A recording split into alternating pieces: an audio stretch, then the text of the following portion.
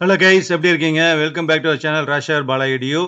Tamil Nadu government arts and science colleges admission சம்பந்தமான videos நம்ம சேனல்லேருந்து ரெகுலராக வந்துக்கிட்டே இருக்கு. இதை தவிர இதை தாண்டி வேற எந்த வீடியோவும் நான் போடலை. ஸோ இது சம்மந்தப்பட்டது மட்டும்தான் இப்போ கொடுத்துட்ருக்கேன். ஏன்னா இந்த டைம் வந்து இதுதான் வந்து ரொம்ப முக்கியமானதாக இருக்குது. ஏன்னா +2 ரிசல்ட் வந்து காலேஜில் ஜாயின் பண்ணுறதுக்கு ஸ்டூடெண்ட்ஸ் வந்து அது அப்ளை பண்ணுறதுக்கான ஒரு டைமில் இருக்காங்க. ஸோ இன்னும் வந்து ஆன்லைனில் எப்படி அப்ளை பண்ணுறதுன்னு நிறைய ஸ்டூடெண்ட்ஸுக்கு தெரியல. இந்த டிஎன்ஜிஏஎஸ்ஏ அப்படிங்கிறதே வந்து ஒரு கோர்ஸ் அப்படிங்கிற மாதிரி கூட சில ஸ்டூடெண்ட்ஸ் நினைச்சிட்டு இருக்காங்க. ஒருத்தர் கூட கமெண்ட்ல கேட்டிருந்தாரு, அதுக்கு நான் பதில் சொல்லியிருந்தேன். ஸோ டிஎன்ஜிஏஎஸ்ஏ அப்படிங்கிறது Tamil Nadu government arts and science admission. ஓகேவா? ஸோ அந்த அட்மிஷனுக்கான ஒரு வெப்சைட் தான் வந்து இந்த டிஎன்ஜிஎஸ்ஏ அப்படிங்கிறது. ஸோ வந்து அதனால நல்லா புரிஞ்சுக்கோங்க. நம்ம வீடியோ ரெகுலரா கண்டினியூஸா பார்த்துட்டு வாங்க. ஓகேவா? ரெகுலரா டைமோட நீங்க வந்து கன்சிஸ்டன்சி இருக்கட்டும், தொடர்பு இருக்கட்டும். ஒரு வீடியோவுக்கு இன்னொரு வீடியோவும் நான் வந்து சொன்னக்கூடிய பாயிண்ட்ஸ வந்து போன வீடியோவ வந்து ரெஃபர் பண்ணி சொல்லிட்டே இருக்கேன். அத நீங்க வந்து ஒரே மாரி கன்டினியூட்டியோட நீங்க பார்த்துட்டு இருந்தீங்கன்னா தான் அந்த விஷயம் ரீச் ஆகும். வேற சேனல் நீங்க பார்த்தாலும் இந்த சேனல் வீடியோஸ நீங்க கன்டினியூஸா பாருங்க. ஓகேவா? இப்போ Tamil Nadu government arts and science காலேஜஸ்ல அட்மிஷனுக்காக ஆன்லைன்ல அப்ளை பண்றதுக்கான ஒரு டெமோ வீடியோ வந்து 2 வீடியோவா நான் குடுத்துருக்கேன். ஓகேவா? ஒரே வீடியோவா குடுத்தா ரொம்ப டைம் லென்த்தா இருக்கும். அதனால எப்படி ரிஜிஸ்டர் பண்றதுங்கிறதுக்கு ஒரு வீடியோவும், அப்ளை பண்றதுக்கு உண்டான வீடியோவும் குடுத்துருக்கேன். அதிலேயே அப்ளை பண்றதுக்கான வீடியோ வந்து 27 மினிட்ஸ் வந்துருச்சு. அதே கொஞ்சம் லென்த்தி தான். அந்த வீடியோ ஃபுல்லா பாருங்க. அதுல என்ன விஷயம் சொல்லியிருக்கனோ, அது சம்மந்தப்பட்டதே கமெண்ட்ல கேட்டிருக்கீங்க. வீடியோ ஃபுல்லா பாருங்க. கடைசி வரைக்கும் பாருங்க. ப்ளீஸ் டைம் ஸ்பெண்ட் பண்ணுங்க. இப்போ டைம் ஸ்பெண்ட் பண்ணீங்கன்னா, உங்களுக்கு ரொம்ப ரொம்ப யூஸ்ஃபுல்லா இருக்கும். பின்னாடி நீங்க ஜாலியா இருக்கலாம். ஓகேவா?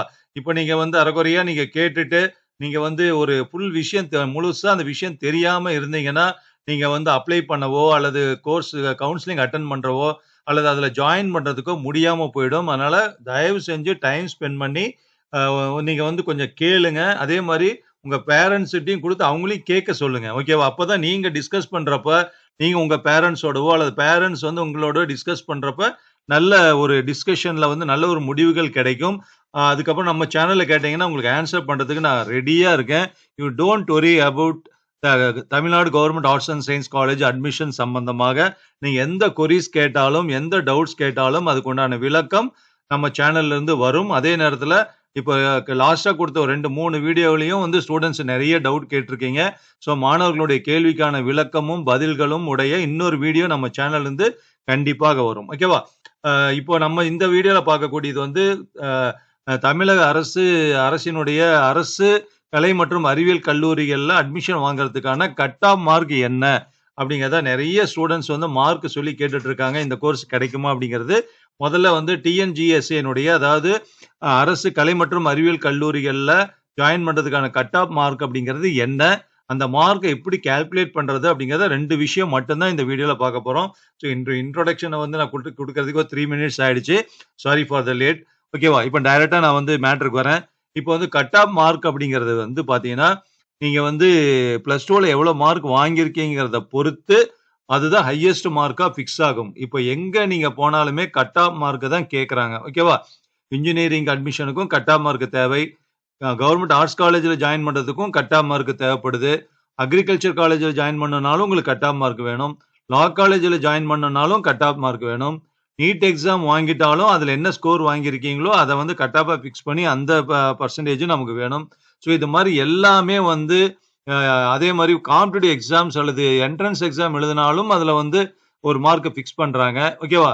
ஸோ அப்ப கட் ஆஃப் மார்க்ங்கிறது என்ன அப்டின்னா, இப்போ ஒரு பர்ட்டிகுலர் கோர்ஸ்க்கு நீங்க அப்ளை பண்றீங்க அப்டின்னா, இப்போ ஒரு 1000 பேர் அப்ளை பண்ணியிருக்காங்க. 1000 பேத்துக்கும் மார்க் கிடைக்கும் இல்லையா? மார்க் நமக்கு கிடைச்சிரும். வேல்யூ பண்ணதுக்கு அப்புறம் 1000 பேருடைய மார்க் கிடைக்கும். அதுல ஹையஸ்ட் யாரு மார்க் வாங்கியிருக்காங்களோ, இப்போ ஒருத்தர் வந்து 100 மார்க்குக்கு எழுதுறாரு அப்டின்னா, 98 மார்க் ஒருத்தர் வாங்கியிருக்காரு. அதான் ஃபர்ஸ்ட் மார்க்ன்னு சொல்றேன் இல்லையா? அந்த ஃபர்ஸ்ட் மார்க்ங்கிறது ஒரு காலத்துல சொல்லிட்டு இருந்தோம். இப்ப அதுதான் கட் ஆஃப்ன்னு சொல்றாங்க. ஓகேவா? இப்ப 98 வாங்கியிருக்காருன்னா, அதான் ஃபர்ஸ்ட் மார்க். அந்த ஃபர்ஸ்ட் மார்க் தான் cut off. Highest cut off 98. ஓகேவா? ஸோ 98 ஃபர்ஸ்ட் ரேங்க்னா, அடுத்து 97 யார் வாங்கியிருக்காங்களோ, அதே மாரி கட் ஆஃப் மார்க் கம்மியாயிட்டே வரும். இப்ப 50 சீட் அப்டின்னா, 98ல ஆரம்பிச்சு 50 சீட் வரைக்கும் சீட் கிடைக்கும். மத்தவங்களுக்கு கிடைக்காது. ஓகேவா? ஸோ கட் ஆஃப் மார்க்ங்கிறது புரியுது இல்லையா? இப்ப இதுதான். அப்ப ஹையஸ்ட் மார்க் எதோ அதான் ஹையஸ்ட் கட் ஆஃப். அப்ப கடைசியா 50வது மார்க் எதோட முடியுதோ, அதான் lowest cut off.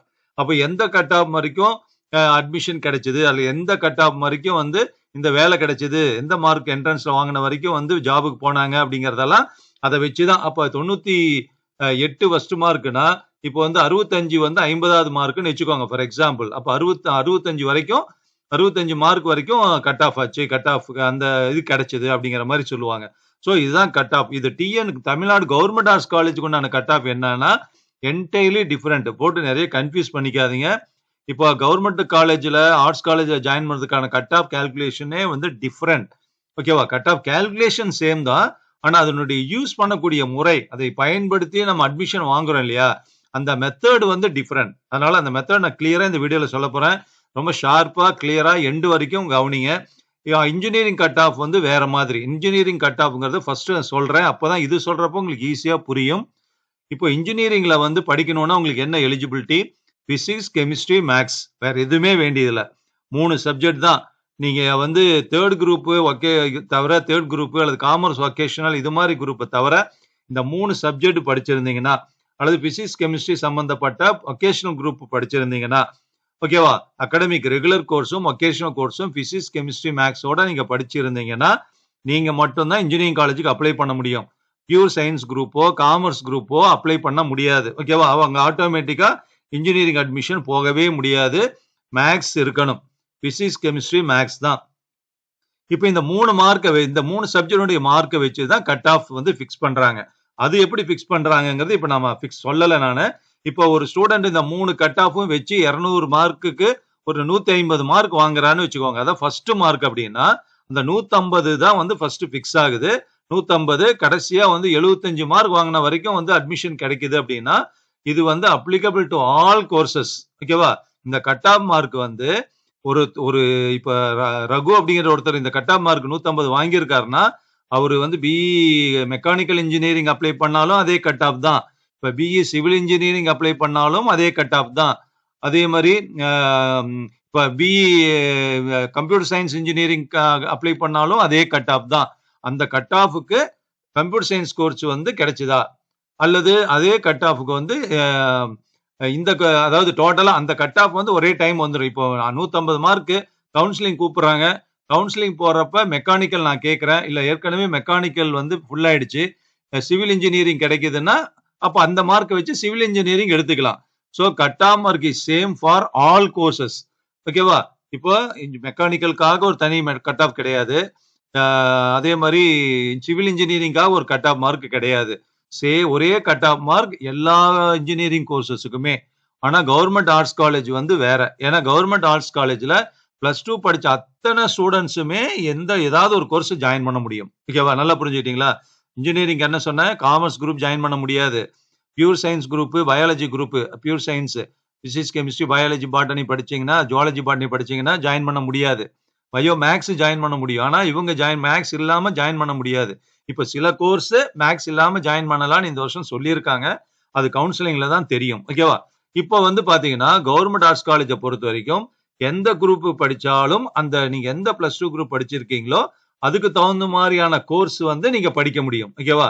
For example physics chemistry maths biology படிச்சிருந்தீங்கன்னா இந்த 4 சப்ஜெக்ட்ல வந்து டோட்டல் போட்டீங்கன்னா அது கட் ஆஃப். அந்த கட் ஆஃப்க்கு வந்து நீங்க எலிஜிபிலிட்டி ஆன்லைன் அப்ளிகேஷன் நிறைய பண்ணிருப்பீங்க. ஜஸ்ட் இதுக்கு முன்னாடி ஒரு வீடியோ முன்னாடி கொடுத்துருக்கேன். அந்த வீடியோ லைவ் டெமோல வந்து நான் வந்து இதே தான் கொடுத்துருந்தேன். Physics chemistry maths biology group ஆப்ஷனை வச்சு ஒரு டெமோ கொடுத்தேன்.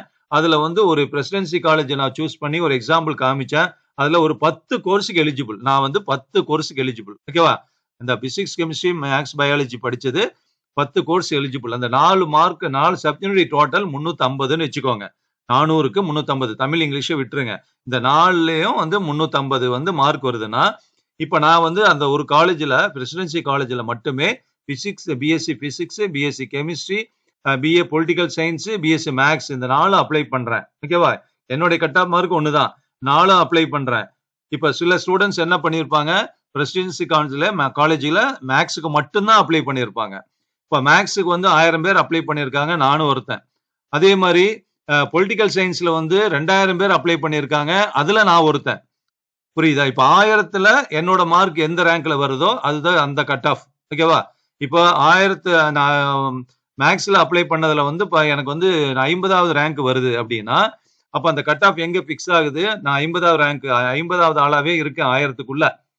ஆனா, பொலிட்டிக்கல் சயன்ஸ்ல பார்த்தீங்கன்னா, நான் வந்து 75வது ரேங்க் வந்துர்றேன். அப்ப என்ன விட அதிகமான கட் ஆஃப் மார்க் இருக்கிறவங்க வந்து இன்னும் மேல இருக்காங்கன்னு அர்த்தம்.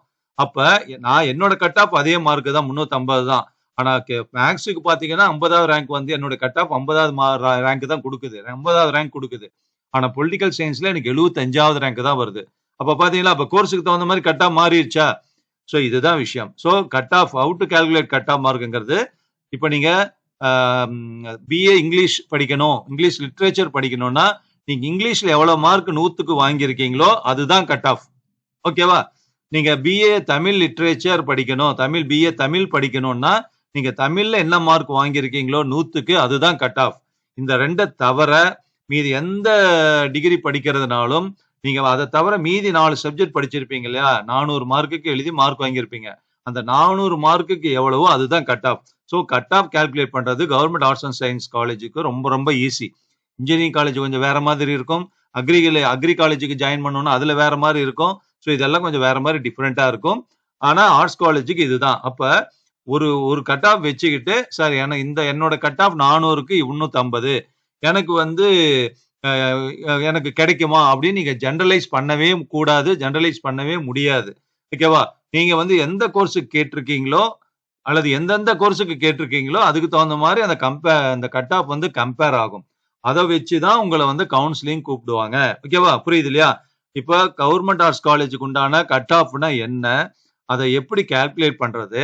அது எதனுடைய அடிப்படையில அந்த கட் ஆஃப் மார்க் வச்சு ரேங்க் வருதோ, அந்த ரேங்க் படி தான் உங்களுக்கு வந்து உங்களுக்கு கவுன்சிலிங் கூப்பிடுவாங்க. கலந்தாய்வுக்கு கூப்பிடுவாங்க.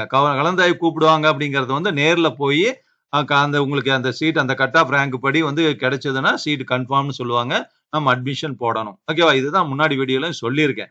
சோ கட் ஆஃப் மார்க் வந்து இப்போ ஃபார் எக்ஸாம்பிள் ஒருத்தர் வந்து 2 காலேஜுக்கு போட்டிருக்காரு. காலேஜ் ஏன்னு வச்சுக்கோங்க. இன்னொரு காலேஜ் பின்னு வச்சுக்கோங்க. ஒரே கோர்ஸ். ஓகேவா? ஃபார் எக்ஸாம்பிள் ஒருத்தர் வந்து பிகாம் வந்து ஏ காலேஜுக்கும் போட்டிருக்காரு, பி காலேஜுக்கும் போட்டிருக்காரு. கட் ஆஃப் வருது ஒண்ணு தானே. ஒரே ஸ்டூடண்ட் தானே. 2க்குமே கட் ஆஃப் வருது ஒண்ணு தான். ஏ காலேஜ்ல இன்னைக்கு அவரு வந்து வந்ததுன்னா 10வது ரேங்க் வந்துருச்சு. பி காலேஜ்ல வந்து அவருக்கு 20வது ரேங்க் வருது. அப்ப என்ன அர்த்தம்? அதிகமான மார்க் வாங்குனவங்க வந்து பி காலேஜ்ல இருக்காங்க. அவரோட அதிகமான மார்க் கட் ஆஃப் வாங்குனவங்க பி காலேஜ்ல இருக்கறனால அவர் ரேங்க் தள்ளி போயிருச்சு. அதே பிகாம்க்கு தான். ஆனா வந்து நான் முதல்ல சொன்ன எக்ஸாம்பிள் 2 வேற வேற டிகிரி வச்சு சொன்னேன். ஓகேவா? ஒரே காலேஜ்ல. ஆனா இது வந்து பாத்தீங்கன்னா வேற வேற காலேஜ்ல ஒரே டிகிரிக்கு ஒரே டிகிரி தான். ஆனா என்னோட கட் ஆஃப் அவரு அந்த மாணவருடைய கட் ஆஃப் வந்து ஒண்ணு தான். ஆனா ஏ காலேஜ்ல 10வது ரேங்கா வருது. 10வது ரேங்க் வரதுனால அவர கவுன்சிலிங்லயே கூப்பிடுறதுக்கான வாய்ப்பு இருக்கு. இவரு அடுத்த 2வது காலேஜ்ல ஒரு 20வது ரேங்க் அப்படின்னா, அவர வந்து லேட்டா தான் கூப்பிடுவாங்க. ஓகேவா? புரியுது இல்லையா? சோ அந்த கட் ஆஃப் மதிப்பு அப்படிங்கிறது வந்து ஏன் அப்படின்னா, அந்த ஒரு பர்ட்டிகுலர் காலேஜ்க்கு எவ்வளவு பேர் அப்ளிகேஷன் வந்திருக்கோ, அதுல நம்மளுடைய கட் ஆஃப் வந்து கம்பேர் பண்ணி ரேங்க் பிக்ஸ் பண்றாங்க. அதனால ரேங்க் வந்து முன்னாடி போகலாம், பின்னாடி போகலாம். சோ இதுதான் வந்து கட் ஆஃப் ரிலேட்டட் ஆனது. ஓகேவா? இப்ப நீங்க இன்னும் அத பத்தி வொரி பண்ணிக்க வேண்டாம். நீங்க என்ன கட் ஆஃப் வாங்கியிருக்கீங்களோ, உங்க கட் ஆஃப் மார்க்க மட்டும் கால்குலேட் பண்ணி வச்சுக்கோங்க. தெரிஞ்சு வச்சுக்கோங்க. அதுக்கப்புறம் நீங்க எந்த காலேஜோ, அந்த காலேஜ சூஸ் பண்ணுங்க. ஆன்லைன்ல வந்து செலக்ட் காலேஜ்ன்னு இருக்கும். ஆட் செலக்ட் கோர்ஸ்ன்னு இருக்கும். அத கிளிக் பண்ணுங்க. ஒரு ஸ்டூடண்ட்ஸ் கேட்ட நெறைய பேர் கேட்டிருந்தாங்க. அதுக்கு ஒரு விளக்கம் சொல்லிர்றேன். இந்த வீடியோலயே நான் சொல்றேன். அதாவது ஒரு தரம் ஒரு காலேஜ்ல ஒரு கோர்ஸ் செலக்ட் பண்ணி சப்மிட் குடுத்துட்டீங்கன்னா, திரும்ப நீங்க ஆட் பண்ணவே முடியாது ப்ரோ. பாத்துக்கோங்க. ஓகேவா? சோ அத சப்மிட் பண்றதுக்கு முன்னாடி நீங்க எத்தன காலேஜ் வேணா குடுக்கலாம். எத்தன கோர்ஸ் வேணா குடுக்கலாம். ஒரே காலேஜ்லயும் எத்தன கோர்ஸ் வேணா குடுக்கலாம். அல்லது ஒரே கோர்ஸையும் வந்து நெறைய காலேஜஸ்ல குடுக்கலாம். மேக்ஸிமம் குடுங்க.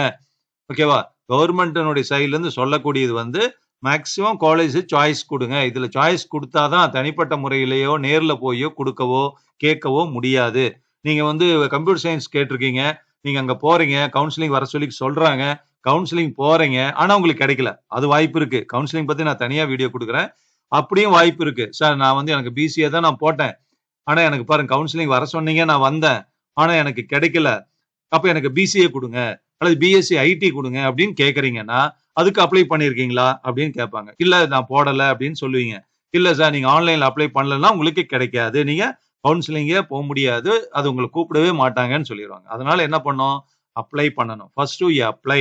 இப்போ ஆன்லைன் போர்ட்டல் ஓப்பன்ல இருக்கு இல்லையா? அது வந்து அட்மோஸ்ட் இம்பார்ட்டன்ட். கவர்மெண்ட் காலேஜ்ல ஜாயின் பண்ணணும்னா, இதுல கரெக்ட்டா ஆன்லைன்ல வந்து அதனால தான் திரும்ப ஸ்ட்ரெஸ் பண்ணி சொல்லிட்டே இருக்கேன். சார் நீங்க 2, 3 வீடியோ குடுத்துட்டீங்க அப்படின்னு நீங்க கூட நெனைக்கலாம். திரும்ப திரும்ப குடுக்கறதுக்கும், திரும்ப திரும்ப சொல்றதுக்கும் முக்கியமான காரணம், ஆன்லைன்ல நீங்க அப்ளிகேஷன் பண்றது மட்டும் தான். அதுதான் உங்களுக்கு வந்து அட்மிஷன் வாங்கி குடுக்கும். வேற எதுவுமே இல்ல. வேற யாரும் வாங்கி தர முடியாது. ஒரு ஸ்டூடண்ட் கேட்டுட்டே இருக்காரு, "சார் நான் இந்த ஒரு காலேஜ்ல ஜாயின் பண்ணணும்னு நெனைக்கிறேன். எப்படியாவது எனக்கு அட்மிஷன் அதுல வாங்கி குடுங்கன்னு." யாரும் யாருக்காகவும் வாங்கி தர முடியாது. கவர்மெண்ட் காலேஜஸ் பொறுத்தவரைக்கும் ஒன்லி பியூர் மெரிட் தான். நீங்க என்ன கட் ஆஃப் மார்க் வச்சிருக்கீங்களோ, வந்திருக்கோ அதுதான். முதல்ல கூட சில ரெக்கமெண்டேஷன் அதெல்லாம் கூட போட்டிருக்காங்க. ஆனா ஆன்லைன்ல அப்ளிகேஷன் வந்ததுக்கு அப்புறம் எல்லாமே டிரான்ஸ்பரன்ட் ஆயிடுது. எல்லாமே ரேங்க் லிஸ்ட் எல்லா காலேஜும் அவங்கவங்க வெப்சைட்ல ரிலீஸ் பண்ணி ஆகணும். ஸோ அதனால எல்லாத்துக்கும் தெரியும். யாரும் ஓவர்லுக் பண்ணி சீட் வாங்கவோ அல்லது இதெல்லாம் எதுவுமே செய்ய முடியாது. அதனால நல்ல மார்க் இருக்கு அப்படின்னா தாராளமாக உங்களுக்கு கிடைக்கும். அதே நேரத்துல ஒன் மோர் பாயிண்ட் நான் இந்த இடத்துல சொல்லிர்றேன்.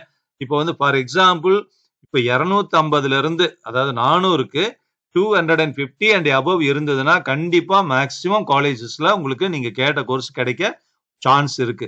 அதுக்கு குறைஞ்சிருச்சுன்னா தான் கொஞ்சம் கஷ்டம். ஓகேவா? கொஞ்சம் கஷ்டம் அப்படிங்கிறது கூட என்ன ஒரு விஷயம் அப்படின்னா, அந்த ஃபர்ஸ்ட் ரவுண்ட் கவுன்சிலிங்ல கூப்பிடுறப்ப அதுல கூட உங்களுக்கு கிடைக்காம இருக்கலாம். செகண்ட் கவுன்சிலிங்ல கூட கேட்கலாம். அதுல கூட உங்கள கூப்பிடலாம். அதுல கூட உங்களுக்கு கிடைக்கலாம். ஓகேவா? சோ அந்த கவுன்சிலிங் சம்பந்தப்பட்டது எத்தன ரவுண்ட் கவுன்சிலிங் நடக்கும்ங்கறதெல்லாம் நான் அடுத்த வீடியோல சொல்றேன்னு சொல்லியிருக்கேன். ஏன்னா ஒரே வீடியோல எல்லாமே குடுத்தா உங்களுக்கு வந்து கான்சன்ட்ரேட் பண்ண முடியாது. ஏன்னா எனக்கு தெரியும் நான் வந்து சொல்லிட்டே போவேன். நான் கிளாஸ் நடத்துற மாரி நான் மணிக்கணக்கா, நாள் கணக்கா சொல்லுவேன். ஆனா கான்சன்ட்ரேட் பண்ண முடியாது. ஏன்னா ஃபர்ஸ்ட் டைம் நீங்க இதெல்லாமே லிசன் பண்றீங்க. அதனால இதுவரைக்கும் போதும். இப்ப இதுல கட் ஆஃப் மார்க்க பத்தி சொல்லியிருக்கேன். புரிஞ்சிருக்கும்னு நெனைக்கிறேன். இது சம்பந்தப்பட்ட டவுட்ஸ் இருந்ததுன்னா கமெண்ட் பாக்ஸ்ல சொல்லுங்க. ஒரு பர்ட்டிகுலர் இந்த மார்க்குக்கு இந்த கட் ஆஃப்க்கு எனக்கு இந்த சீட் கிடைக்குமா அப்படிங்கிறது காலேஜ பொறுத்து இருக்கு. நீங்க எந்த காலேஜ்க்கு அப்ளை பண்ணியிருக்கீங்களோ அந்த காலேஜ பொறுத்து இருக்கு. அது வந்து 7ஆம் தேதி முடியட்டும். அதுக்கப்புறம் தான் வந்து ஒவ்வொரு காலேஜ்லயும் ரேங்க் லிஸ்ட் வரும் இல்லையா? அத வச்சு தான் நான் சொல்ல முடியும்.